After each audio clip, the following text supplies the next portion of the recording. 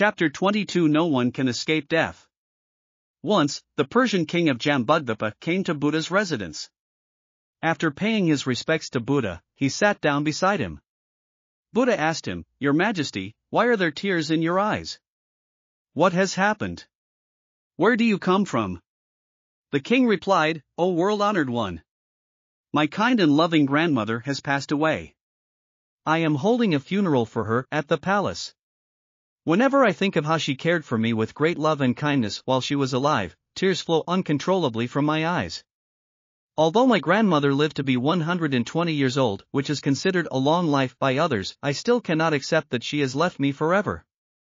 If it were possible, O world-honored one, I would exchange all my elephants to bring back my grandmother so that she could live forever without aging or dying. If it were possible, O world-honored one, I would exchange all my cavalry troops to bring back my grandmother so that she could live forever without aging or dying. If it were possible, O world-honored one, I would exchange all my villages, cities and territories to bring back my grandmother so that she could live forever without aging or dying." Buddha said, "Your Majesty, please accept this loss with equanimity. Your Majesty, all beings in this world will eventually die, no one can escape death. Your Majesty, there is birth, because there is death. If there were no birth, then there would be no death. If you want not to die, then do not be born." The Persian king replied, "O world-honored one, you have taught me this truth before. All beings in this world will eventually die, no one can transcend death. Even those who have attained enlightenment and liberation must also face the frailty of their physical bodies in this world. Only by letting go of attachment and clinging to this body can they ultimately be liberated from the cycle of birth and death forever." The Buddha said, "Your Majesty, it is true that no one born in this world or any sentient being can escape death. No one can transcend death. Eventually, they will all die. Your Majesty, it's like pottery made by a potter, eventually they will all be broken.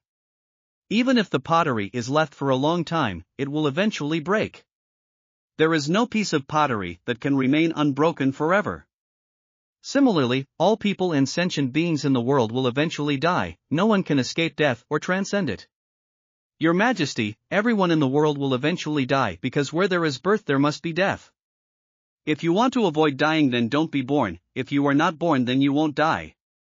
Those who have died rely on the merits and virtues planted in this world, and their accumulated karma determines where they are reborn after death. Those who do evil deeds and accumulate bad karma are reborn into unfavorable places, while those who do good deeds and accumulate merits are reborn into favorable places.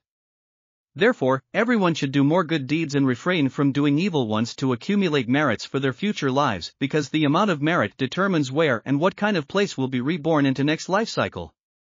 Those with deep-rooted merits may be reborn into wealthy families or even enjoy blessings in heaven realms, while those with weak merit but heavy karmic debts may fall into poverty-stricken households or suffer greatly as hungry ghosts or animals in hellish realms."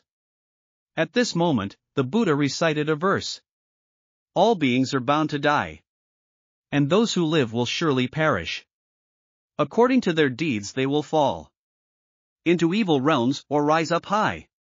Thus do good and accumulate merit for the future, for it benefits all. The merit you accrue is shared by many, and in lives to come it will help you cross over."